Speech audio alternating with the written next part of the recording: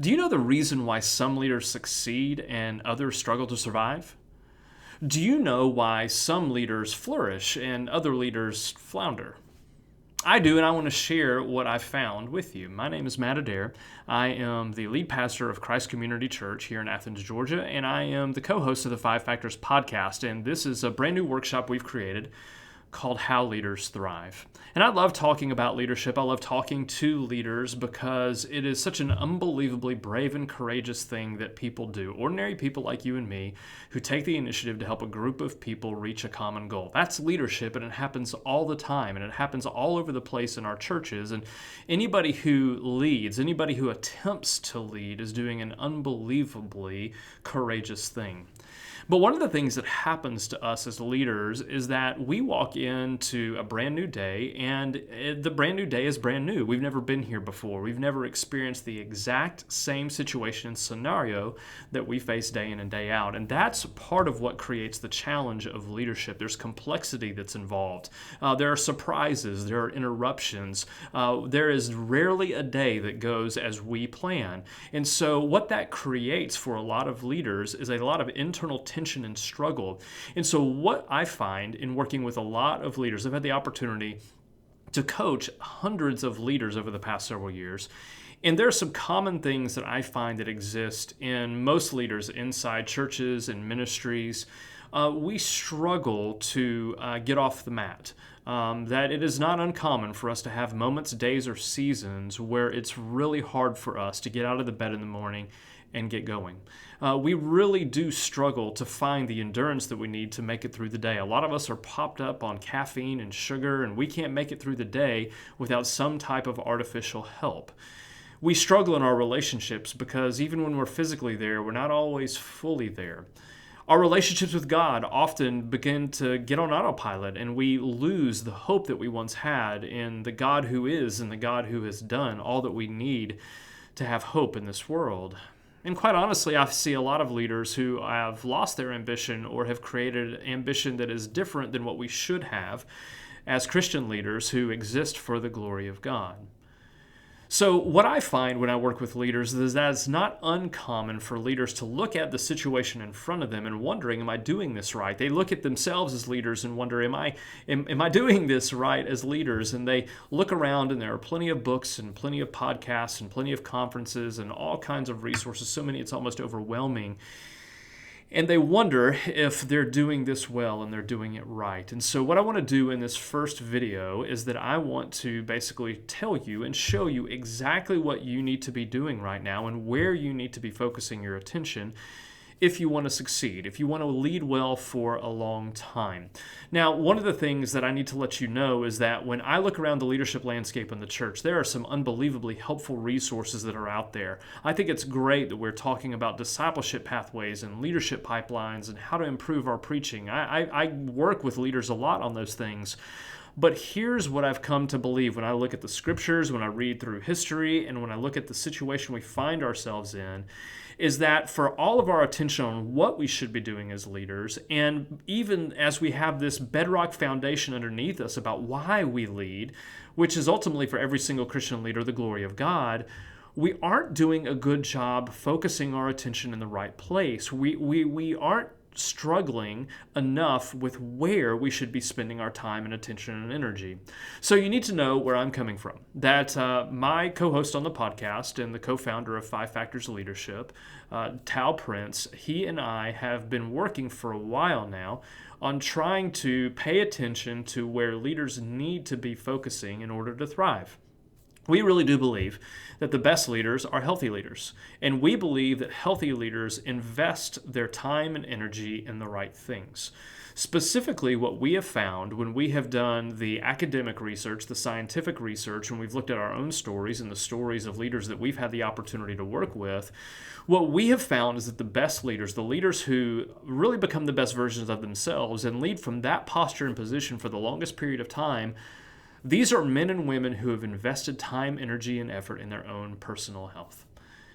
Over a year ago, Tal and I took a road trip to Chicago. We rode from his home in Birmingham, Alabama, and on our drive up, we started talking about leadership, and specifically leadership within the church, leadership within the ministry landscape, And one of the things that we began to notice were that there are all these emphases in different areas, things that really matter if you're going to lead well. So you'd have somebody who rightly talks about the importance of spiritual leadership, and you'd have somebody else who's talking about the importance of your emotional health, and somebody that says, hey, we really should pay attention to our families and our relationships. And so we basically started brainstorming, and what formed over time was this framework that we called the 5 Factors Framework.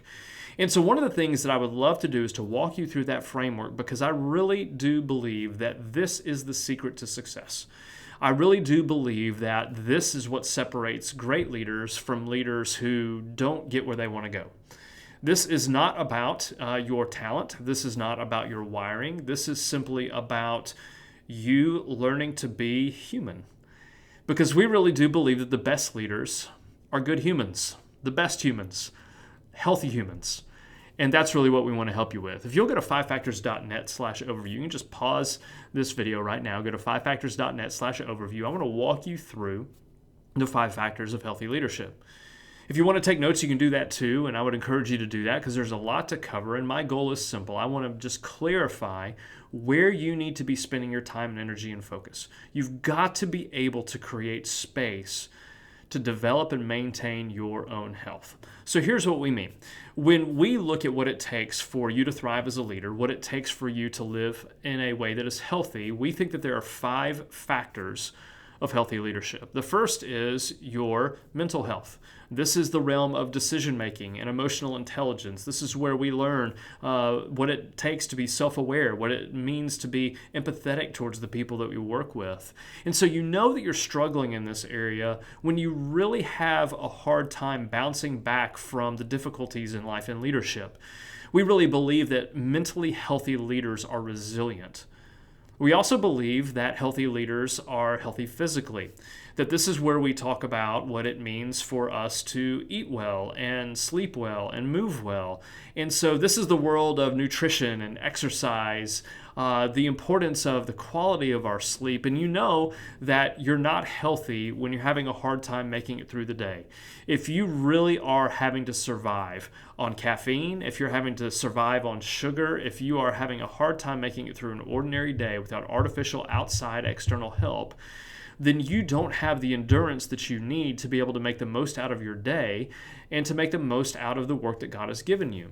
So we believe that healthy leaders are both mentally healthy and physically healthy. We also believe that they're relationally healthy, and this is about your family and your friends, your spouse, your children, the people who you work with, the people who are part of your church and ministry.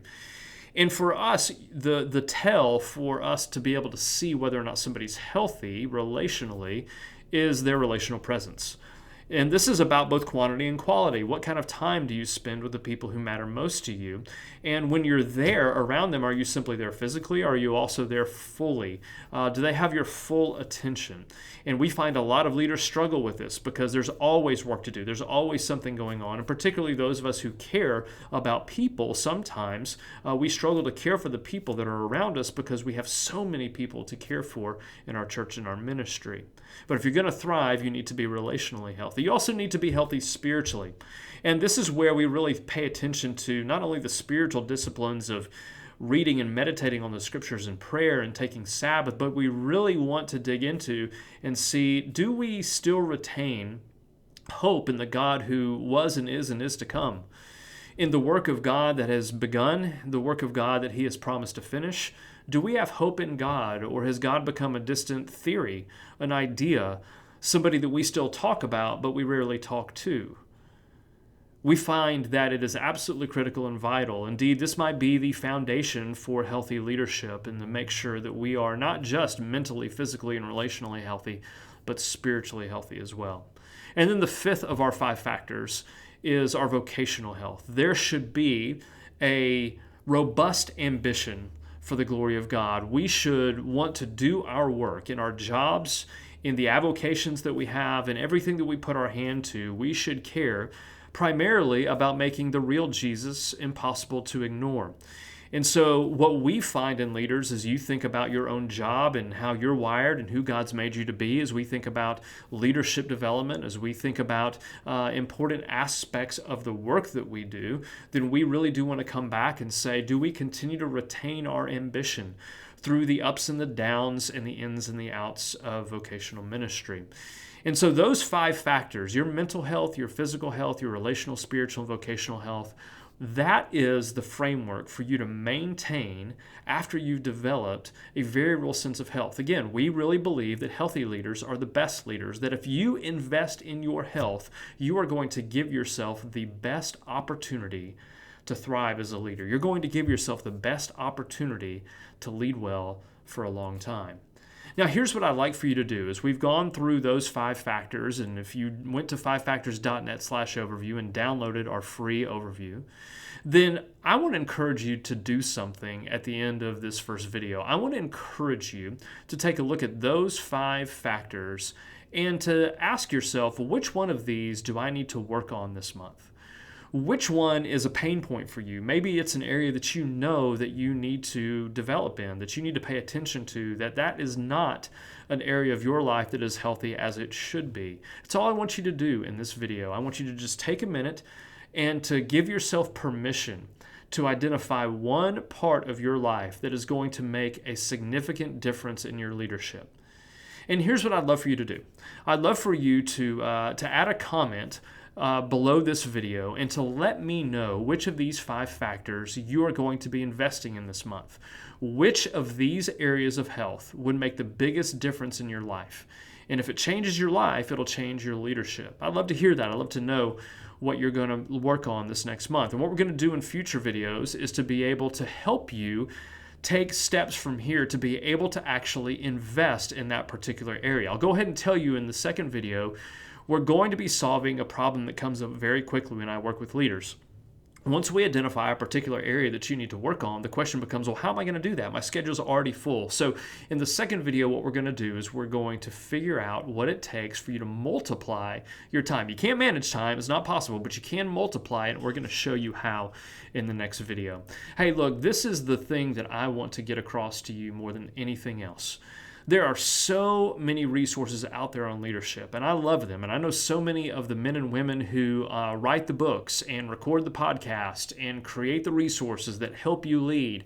But I want to make sure that if I have this chance, I want to get this across to you. If you don't invest in your health, you're not going to continue to have the opportunity to do all of the other things that we consider to be leadership. I know it's not easy. I know it's not always easy to find the time. I know it's not easy to know exactly what you should be working on. That's why we're here, and that's why we created this workshop. If you want to thrive, if you want to flourish, if you want to lead well for a long time, invest in your health. Pay attention to each of these 5 factors: your mental health, your physical, relational, spiritual, and vocational health. Identify one of those areas that you want to work on this month, and let's work on it together and see how God wants to continue to grow you into the leader that you were meant to be. Can't wait to see you on the next video. Again, leave a comment below. Let me know exactly which factor that you're going to be working on this month, and please share this with a friend. If it's helpful for you, it's probably going to be helpful to other leaders that you know too. And so look forward to seeing you in video 2. Hope you have a great rest of the day.